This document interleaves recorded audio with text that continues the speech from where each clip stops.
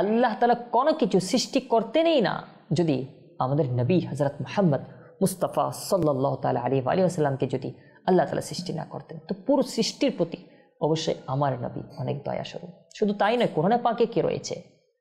বিসমিল্লাহির রহমানির রহিম, ওয়ামা আরসালনাকা ইল্লা রাহমাতাল লিল আলামিন। সারা জাহানের জন্য আমার নবী রহমত স্বরূপ এসেছে। আল্লাহ তাআলার পক্ষ থেকে আল্লাহ তাআলা রহমত স্বরূপ সারা জাহানের জন্য পাঠিয়েছেন। আমাদের নবী সাল্লাল্লাহু তাআলা আলাইহি ওয়া সাল্লাম এর প্রতি মুহাব্বত, এদিক দিয়ে যদি দেখি আমার নবী সাল্লাল্লাহু তাআলা আলাইহি ওয়াসাল্লাম মুহাব্বতের অনেক বড় হকদার রয়েছে এবং মুহাব্বত আশারই কথা। আচ্ছা, এভাবে আরেকটা যদি দেখি, কারো মধ্যে অনেক গুণাগুণ থাকা, কারোর মধ্যে আমরা কোনো গুণ দেখলে তখন আমরা তার প্রতি আমাদের মুহাব্বত সৃষ্টি হয়ে যায়। দুনিয়ার মধ্যে কারোর মধ্যে কোনো একটা গুণ দেখলে, কোনো একটা ওয়াসফ দেখলে তার প্রতি মুহাব্বত সৃষ্টি হয়ে যায়। কারো গলা সুন্দর হলে, হ্যাঁ, কারো চেহারা সুন্দর হলে, কারো কথা সুন্দর হলে, কারো হাতের লেখা সুন্দর হলে, কারো আন্দাজ সুন্দর হলে তার প্রতি মুহাব্বত সৃষ্টি হয়ে যায়।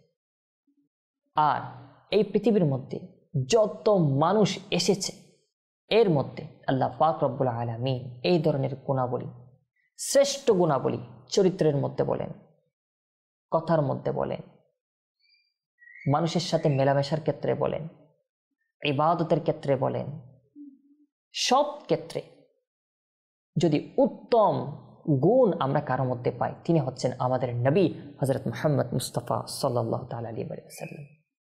এক কথায় উলামায়ে কেরামগণ, মুহাদ্দিসিনে কেরামগণ যেই তিনটা কারণে মুহাব্বত সৃষ্টি হয় এবং মুহাব্বত করা হয়, সেই তিনটার মধ্যে যখন বিশ্লেষণ করলেন আর তা স্পষ্ট এটাই বেশি উঠে, এই তিনটার মধ্যে পরিপূর্ণভাবে সব কিছু এই পৃথিবীর মধ্যে শ্রেষ্ঠত্ব যার মধ্যে পাওয়া যায় তা তিনি হচ্ছেন আমাদের নবী হযরত মুহাম্মদ মুস্তাফা সাল্লাল্লাহু তাআলা আলাইহি ওয়া সাল্লাম। আল্লাহর নবী সাল্লাল্লাহু তাআলা আলাইহি ওয়া সাল্লামের প্রতি মুহাব্বত কেমন হওয়া চাই?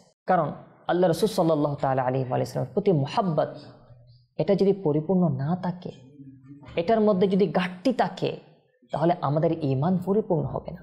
প্রিয় নবী সাল্লাল্লাহু তাআলা আলাইহি ওয়া সাল্লামের প্রতি মুহাব্বত এটা দুনিয়ার মধ্যে যা কিছু রয়েছে, ছেলে মেয়ে, সন্তান সন্ততি, বাবা মা, স্ত্রী, সব কিছুর চেয়ে, ধন দৌলত, পৃথিবীর সব কিছুর চেয়ে বেশি মুহাব্বত এই আল্লাহ এবং তার রাসূলকে করতে হবে।